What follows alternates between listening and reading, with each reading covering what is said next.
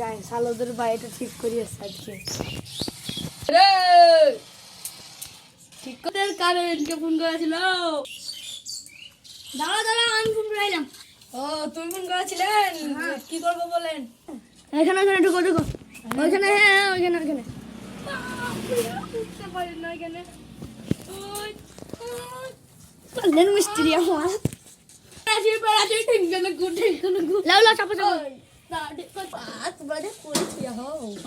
তাড়াতাড়ি কাজ করো কারেন্টের।